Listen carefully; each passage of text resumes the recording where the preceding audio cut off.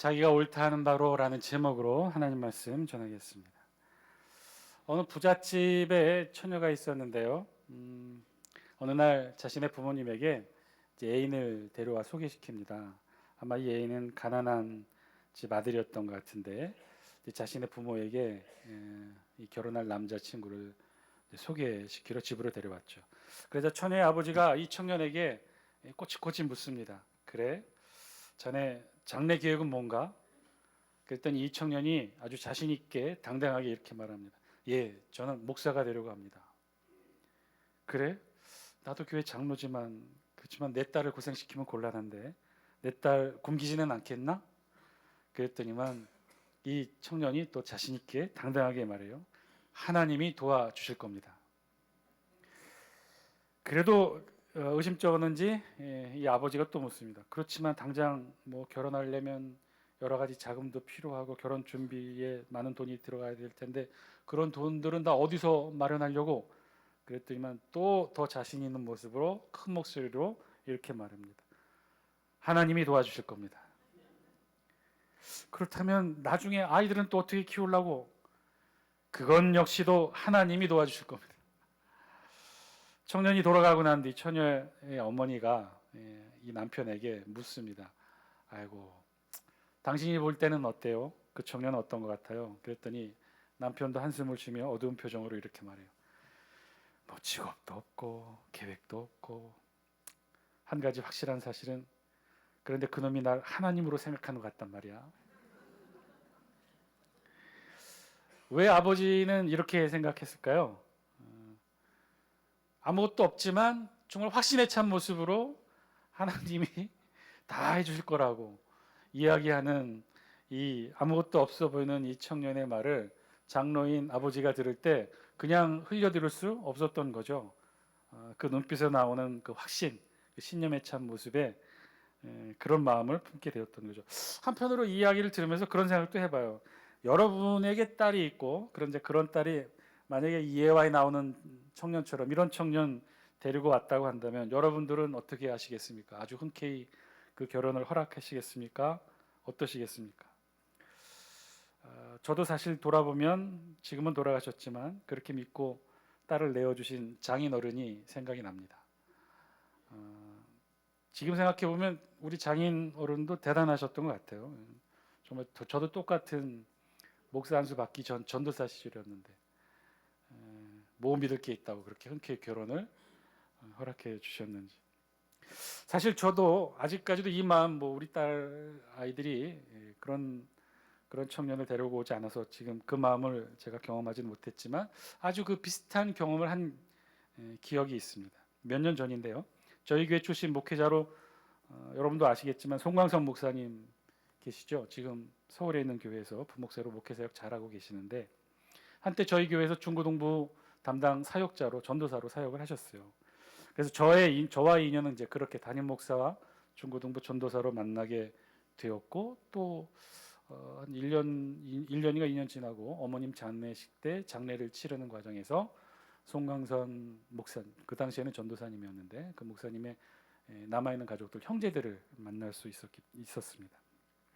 워낙 열정적으로 사역하셔서 지금도 가끔씩 서로 연락을 주고받고 있는 그런 사이인데 그런데 이제 그렇게 어머님 장례 이후 또 사역을 하러 서울에 가서 그렇게 떨어져 있는지 얼마 지났을까 이 송광선 목사님 누이 되시는 분이 교회를 찾아온 거예요.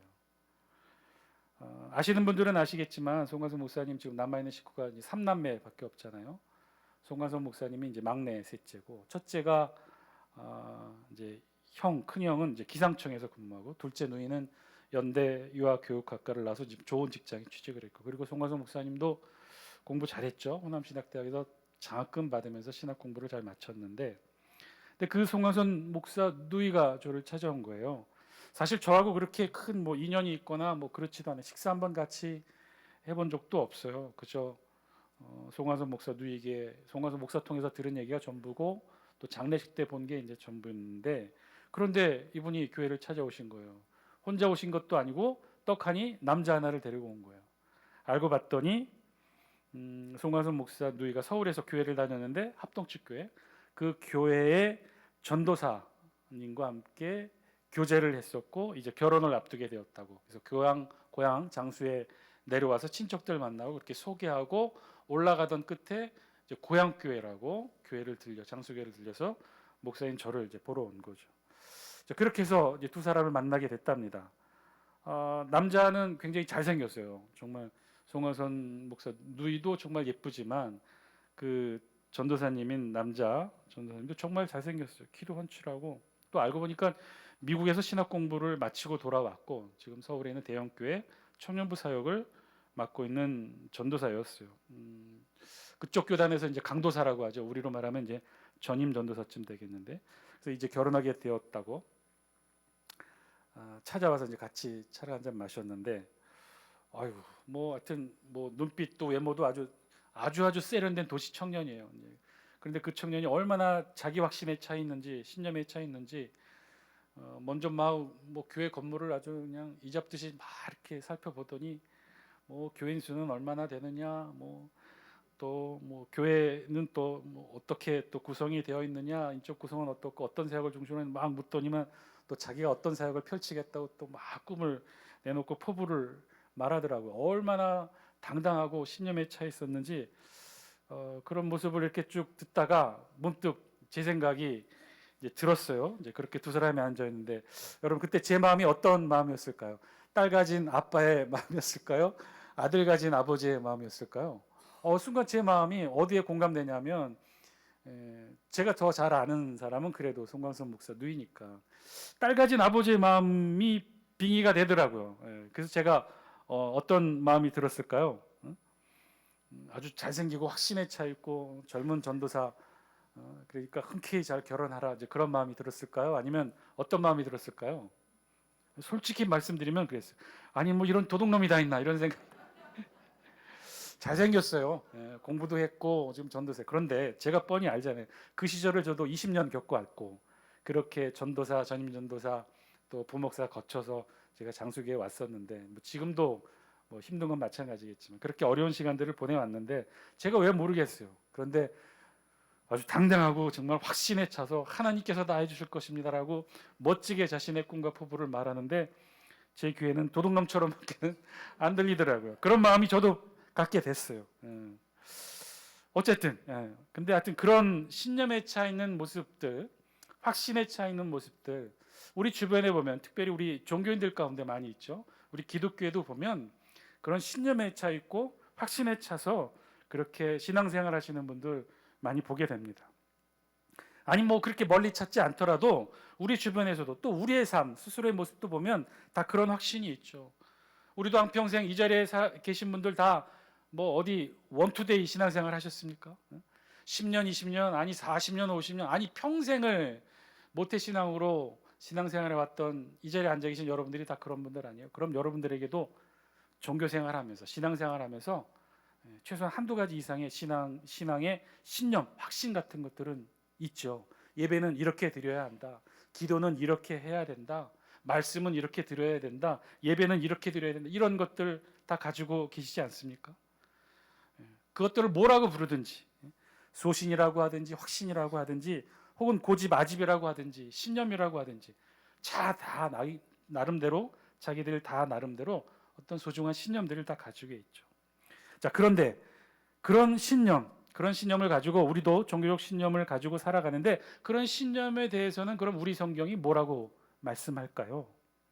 그런 신념에 대해 우리 성경은 22절 이렇게 말씀하셔요.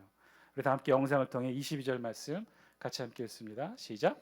내게 있는 믿음을 하나님 앞에서 스스로 가지고 있으라.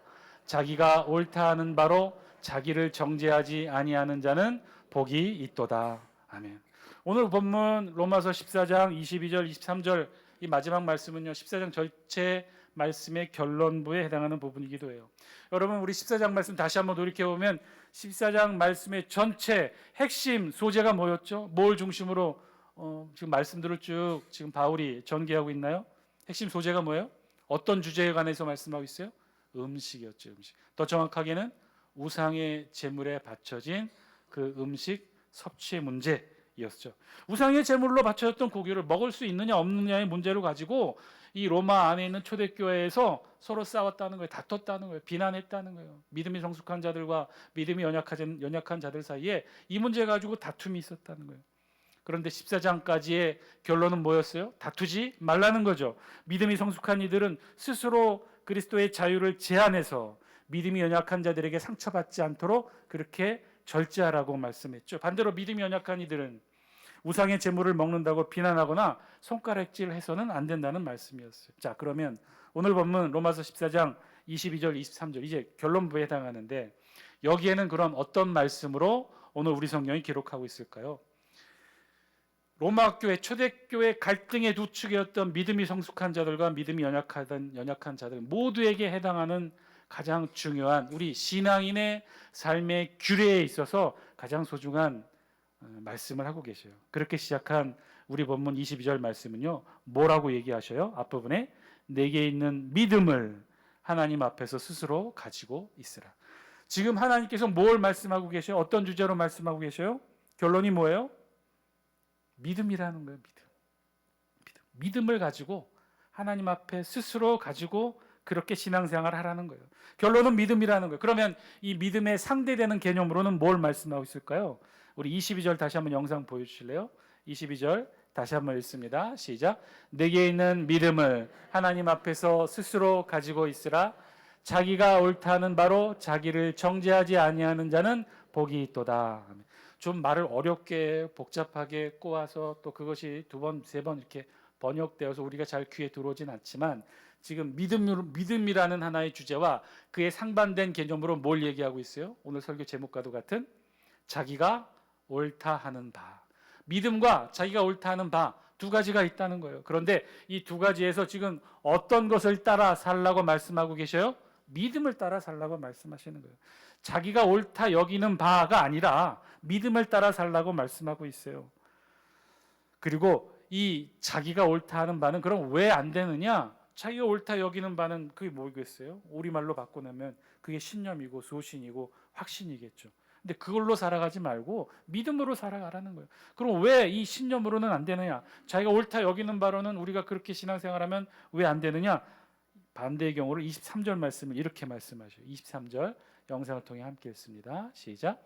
의심하고 먹는 자는 정죄되었나니 이는 믿음을 따라 하지 아니하였기 때문이라.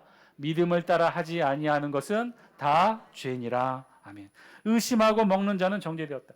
자기가 옳다 하는 바로 자기를 정죄하는 것과 의심하고 먹는 자는 정죄되었다라고 말을 좀 복잡하고 어렵게 표현했지만 이것이 의미하는 것은 무엇이에요? 우리가 따라야 될 것, 우리가 신앙의 삶의 규례로 붙잡아야 될 것은 자기가 옳다 여기는 것, 한순간의 의심으로 무너질 수 있는 그런 자기가 옳다 여기는 신념이나 확신이 아니라 무엇을 따라 살라는 거예요? 믿음을 따라 살라는 거예요. 실제로 14장 전체를 통해 갈등의 주체가 누구였다고 그랬어요? 믿음이 성숙한 자들과 믿음이 연약한 자들이라고 그랬죠. 그런데 이 두 가지 갈등의 주체는 초대교회 시기를 따라서 조금 변천이 있어요. 제일 처음 초대교회가 막 시작할 때 그 모였던 구성원에 두 종류의 부류가 있었다고 그랬죠. 어떤 사람들이 모여서 우리 초대교회 구성원들을 이루었습니까? 초대교회 구성원들의 주로 이루었던 사람들이 누구였어요? 하나는 유대인 출신 그리스도인. 대부분의 사도와 바울들이 다 여기에 속하겠죠. 그리고 두 번째 출신을 이루었던 구성원 인자들은 이방인 출신 그리스도인. 그래서 초대교회는요 크게 두 축으로 갈등이 있었다고 한다면 이 둘 사이의 갈등이었어요. 유대인 출신 그리스도인, 이방인 출신 그리스도인. 그런데 이 둘이 갈등이 있었다면 그러면 갑을 관계는 어떻게 될까요? 누가 갑이었고 누가 을이 됐을까요? 딱 부러지게 그렇게 말할 수는 없겠지만 좀 쉽게 표현해서 설명한다면 갑을 관계에 있어서 유대인 출신 그리스도인들이 아무래도 갑이겠죠. 왜요? 이방인 출신 그리스도인들은요 하나님에 대해 잘 몰랐어요. 그저 예수 그리스도를 통해 하나님을 알게 된 게 전부였단 말이에요. 신약시대 말씀을 통해 하나님을 알게 된 게 전부였다고. 그런데 유대인 출신 그리스도인들은요 전이해가 있었어요. 구약에 있는 말씀을 통해 율법, 신에서는 율법을 통해 이미 하나님에 대해서 충분히 알고 있었단 말이에요. 그러니 그런 연장선상에서 신약의 예수 그리스도를 만났으니 유대인 출신 그리스도인들이 굉장히 친숙하게 기독교에 대한 이해도가 높았을 거예요. 반면에 이방인 출신 그리스도인들은 상대적으로 잘 몰랐겠죠. 구약의 야훼의 하나님을 잘 몰랐을 거예요. 오직 신약의 예수 그리스도만 알았던 이들에게는 모든 것이 생소하게 여겨졌겠죠. 자, 그러니 사사건건 초대교회 안에 부딪히고 갈등이 있었다면, 유대인 출신과 이방인 출신 사이에 부딪힘과 갈등이 있었다면 누가 갑이고 누가 을이었겠습니까? 당연히 유대인 출신 그리스도인들이었겠죠. 당시 대부분의 사도들도 유대인 출신이었고 대부분의 교회 중직자들도 유대인 출신 그리스도인이었겠죠. 그런데 이것이 시간이 흐르면서 변화가 일어나요. 어떻게 변화가 일어나요? 가장 큰 변화의 흐름의 원천은요, 구약에 있는 말씀과 신약에 있는 말씀이 달랐다는 거예요. 초대교회 그리스도인들이 주로 말씀을 붙들고 연구했던 건 구약의 말씀보다는 어디의 말씀이었겠어요? 신약에 있는 말씀, 예수 그리스도의 복음의 말씀, 서신서양토로 돌아다니던 그 말씀들을 붙들고 그 말씀에 집중했단 말이에요. 자, 그런데 그 말씀에는 누가 더 유리해요? 유대인 출신 그리스도인들이 유리해요? 이방인 출신 그리스도인들이 더 빨리 적응했을까요? 일평생 구약의 율법에 젖어있던 유대인 출신 그리스도인들은 신약의 말씀이 조금은 생소하고 낯설게 여겨졌던 거죠. 반면에 이방인 출신 그리스도인들은요, 점점 시간이 갈수록 신약의 말씀에 더 잘 적응하는 이들이 되었어요.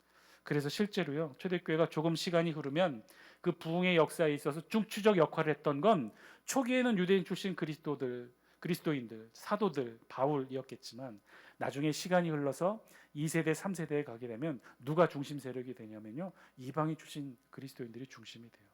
그리고 그들을 표현하는 표현 단어도 바뀌게 돼요. 이제 점점 유대인 출신 그리스도인들은 소수가 됐어요. 이방인 출신 그리스도인들이 대세를 이룬 거죠.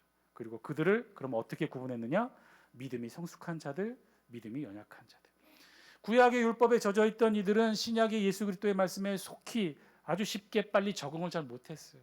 그래서 이들은 점점 믿음이 연약한 자들에 속하게 되었고, 이방인 출신 그리스도인이야말로 믿음이 성숙한 이들에 속하게 되었던 거죠. 자, 그래서 둘 사이에 갈등이 있으면 그러면 이들 사이의 갑을 관계는 어떻게 될까요? 누가 갑이 되는 거예요?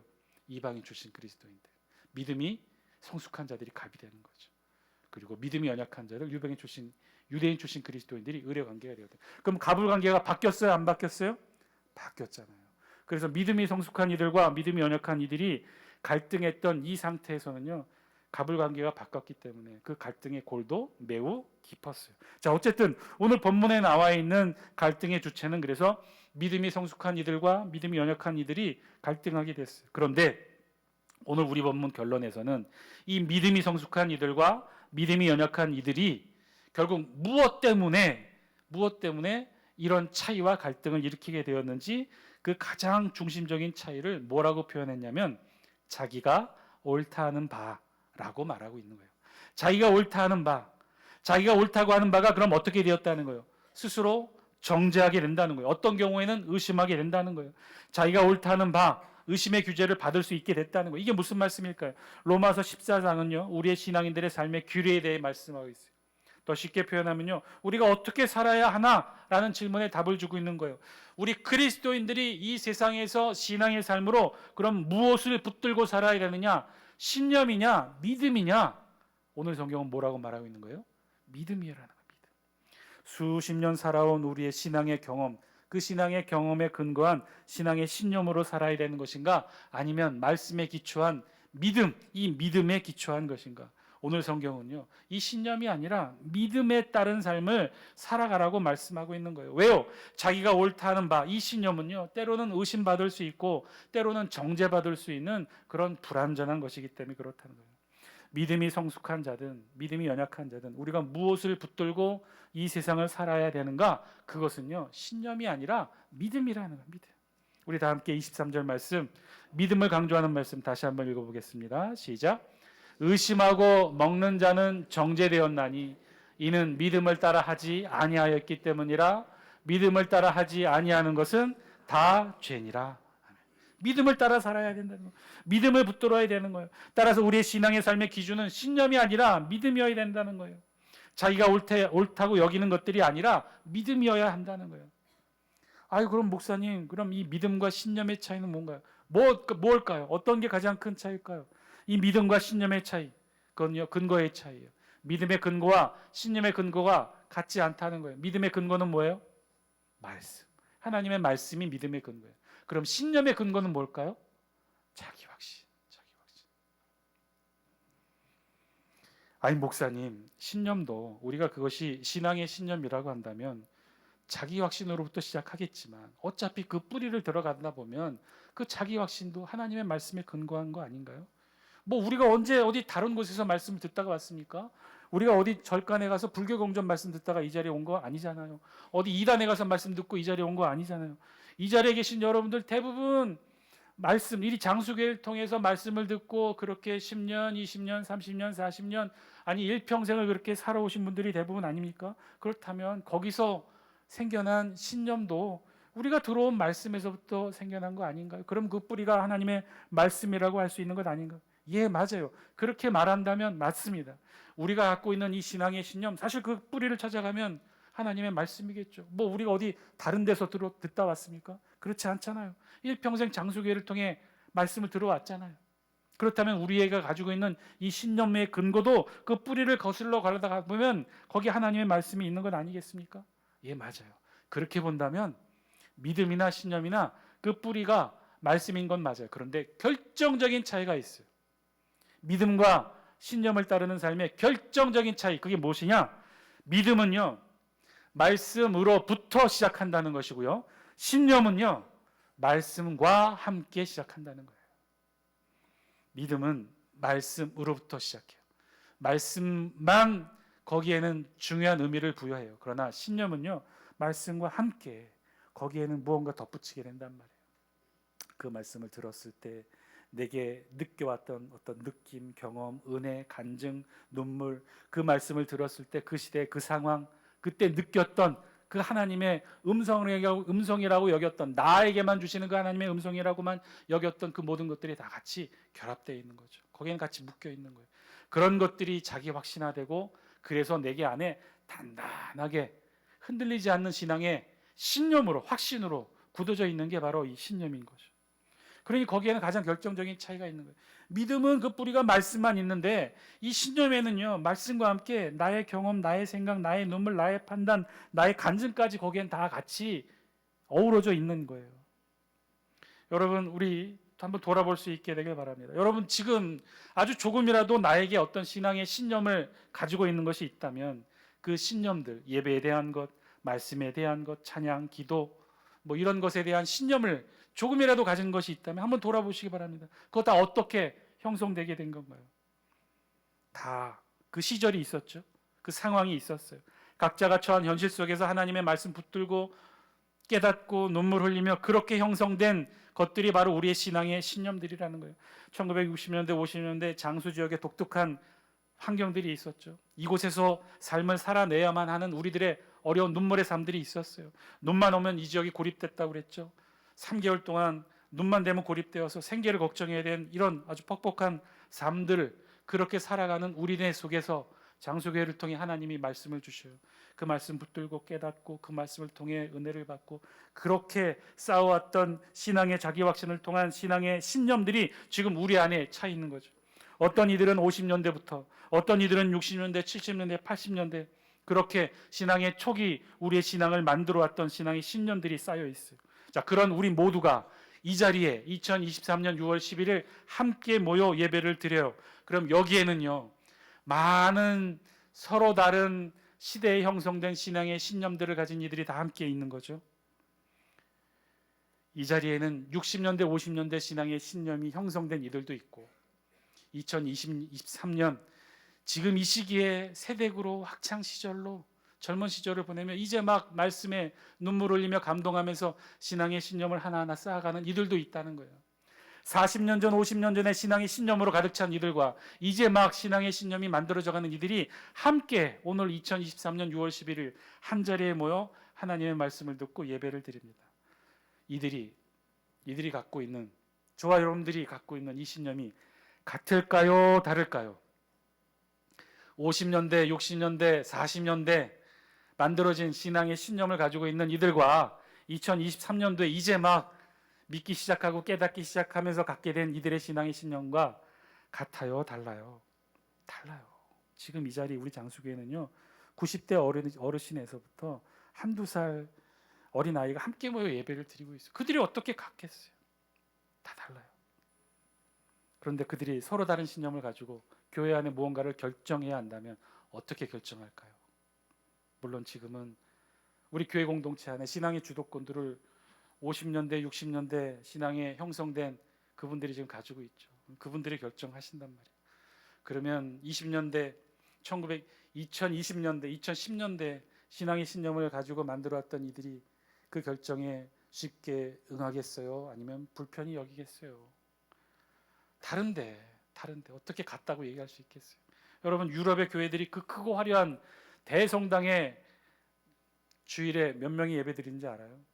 한 열댓 명? 그것도 누가 모여서 예배 드리는지 아십니까? 그 마을에 가장 나이 드신 어르신들, 할머니, 할아버지들이 열댓 명 모여 예배 드려요. 왜 그럴까요? 아니라는 거예요. 신념 아니라는 거예요. 어떠한 경우에도 지금 우리 신앙의 모습을 결정짓는 것은 우리의 신앙의 신념이 될 수 없다는 거예요. 거기에는 실수가 있고, 거기에는 나만의 경험이 있고, 거기에는 나만의 눈물과 땀이 있다는 거예요. 최소한 나에게는 오를지 몰라도 2023년도를 살아가는 이들에게 똑같이 적용되어지는 신념은 될 수 없다는 거예요. 그것으로 살아갈 수는 없다는 거예요. 그러면 어떻게 해야 되느냐? 신념이 아니라 오늘 성경 말씀은 믿음으로 살라고 말씀하십니다. 그러면 질문이 되죠. 그럼 믿음과 신념 어떻게 다르냐? 다른 것도 없어요. 똑같이 하나님의 말씀에 기인하잖아요. 그럼 그 말씀으로 돌아가는 거예요.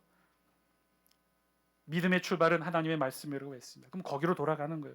우리의 신앙의 출발을 나의 신념이 아닌 그 더 오래된 뿌리, 그 말씀으로 다시 돌아가는 거예요. 그러기 위해서는 하나의 전제 조건이 있어요. 아주 오래전에 내가 20대, 30대 때 깨닫고 은혜를 받았던 그 말씀을 통해 형성된 그 신앙의 신념, 이제는 다 내려놓고 버려야 돼요. 그리고 다시 보는 거죠. 다시 말씀으로 들어가는 거죠.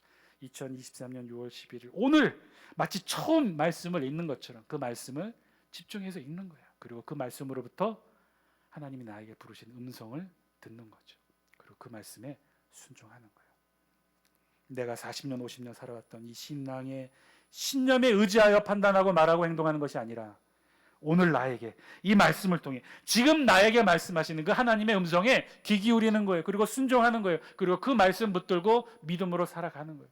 그러면 달라질 수 있어요. 그러면 신념을 따라 사는 삶이 아니라 믿음을 따라 사는 삶이 될 줄 믿습니다. 사랑하는 장수께 성도 여러분, 오늘 말씀을 통해 우리에게 주신 하나님의 음성 저와 여러분들이 들을 수 있게 되길 바랍니다. 신념이 아닌 믿음으로 살아가시는 여러분 되시길 바랍니다. 자기가 옳다는 바가 아닌 말씀이 옳다는 바로 살아가시는 여러분 되시길 바랍니다. 얼마나 많은 이 땅의 그리스도인들이 말씀이 옳다는 바가 아닌 자신의 신념이 옳다는 바로 살아가는 이들이 얼마나 많은지 몰라요. 안타까울 뿐이에요. 정말 안타까울 뿐이에요. 그거는요, 제가 단정지어 말씀드릴 수 있어요. 그건 여러분들이 20대, 30대 때에 옳았던 말씀의 신념이에요. 그러나 지금도 옳다고는 말할 수 없어요. 그거 확인하시려면요, 다시 말씀으로 돌아가세요. 그러기 위해서는 내가 예전에 겪었던 그런 경험, 느낌, 그 많은 은혜, 간증, 안타깝지만 다 내려놓으셔야 돼요. 더 이상 그거로 붙들어서 갈 수 없어요. 그거 내려놓고 다시 말씀에 집중하세요. 오늘 2023년도 이 말씀이 나에게 말씀하는 그 음성 들으셔야 되지 않습니까? 그 음성 붙드세요. 사랑하는 장수께 성도 여러분, 어떤 이들이 신념의 삶이 때로는 멋있어 보이죠. 확고부동하고 그 누구에도 흔들리지 않는 확고한 신앙의 삶으로 하나하나 그렇게 신념대로 원칙대로 살아가는 인생 멋있어 보일 수 있어요. 그런데 그건 제가 장난컨대 그건 인생일 뿐입니다. 인생은 멋있을 수 있어요. 확신에 차 있고 흔들리지 않는 신앙의 모습처럼 그렇게 멋진 인생으로 살아갈 수는 있어요. 그러나 단언컨대 우리네 신앙의 삶은요, 결단코 그런 인생이 아닌 줄 믿습니다. 우리는 인생을 살자고 지금 이 자리에 저와 여러분들이 앉아 있는 게 아니에요. 이 세상 잘 살아보려고 이 자리에 앉아 있는 거 결단코 아니에요. 우리가 이 자리에 앉아 있는 건요, 인생을 넘어 저 천생과 영생의 삶을 정말 잘 살아보고자 이 자리에 앉아 있는 건 아닌가요? 그러면 이 세상에서 멋진 신념으로 멋진 삶 살아가는 인생의 멋진 모습이 아닌 믿음으로 오늘 나에게 말씀하시는 그 말씀에 순종함으로 삶을 살아가시는 여러분 되시기를 주의 이름으로 간절히 축원드립니다. 이 세상에서만 적용되는 그 원칙이 아니라 저 천국 영생의 삶을 통해서도 적용되는 원칙이 바로 여기 말씀에 있어요. 그 말씀에 귀 기울이시고 그 말씀에 순종하시는 저와 여러분 되시기를 바랍니다. 그래서 믿음의 결과는요, 믿음의 과정은 그래서 순종이에요. 그러나 신념의 과정은요, 불굴의 의지라고 얘기해요. 그런데 그렇지 않아요. 우리는 불굴의 의지로 살아내는 것이 아니라 무엇으로 사는 거예요? 오늘도 말씀하시는 그 말씀 붙들고 순종하는 순종의 삶으로 살아가는 거예요. 믿음의 결과는요, 그래서 하나님께 영광을 돌리지만 신념의 결과는 자신의 영광을 쟁취하는 것뿐이에요. 믿음은 주님을 신뢰하는 삶이고 신념은 자신을 믿는 삶이에요. 그래서 믿음은 주님이 책임져 주시겠지만 신념은요, 자신이 책임져야 되는 거예요. 여러분, 그런 신념의 삶에 의지하여 남은 여생 살아가시겠습니까? 아니면 지금도 말씀하시는 이 말씀 붙들고 말씀에 순종하는 믿음을 따르는 삶을 살아가시겠습니까? 나폴레옹이 유명한 말을 했죠. 뭐라고 했어요? 내 사전에 불가능은 없다. 멋진 말이에요. 그런데 이건 그저 그 나폴레옹이 한 인생 멋지게 이 세상 살았던 신념의 표현일 뿐이에요. 우리는 그 삶을 따르지 않아요. 반대로 다윗이 골리앗 앞에서 뭐라고 그랬어요? 너는 칼과 창과 단창으로 내게 나오거니와 나는 만군의 여호와의 이름 곧 내가 모욕하는 이스라엘 군대의 하나님의 이름으로 내게 나아가노라. 이것이 믿음의 고백인 줄 믿습니다. 우리가 붙들어야 되는 건 다윗과 같은 이 믿음의 고백이고, 우리가 살아내야 될 삶의 규례와 규범이 있다면 20년, 30년 전에 적용됐던 나의 삶에만 적용됐던 그 신념이 아니라 지금도 살아 역사하시고 말씀하시는 그 말씀에 순종함으로 그 말씀 붙들고 살아가는 믿음이 우리의 삶의 규범이 되는 줄 믿습니다. 그렇게 우리도 다윗처럼 믿음에 의지하여 고백하며 남은 여생 살아가시는 저와 여러분 되시기를 주의 이름으로 간절히 축원드립니다. 기도드리겠습니다.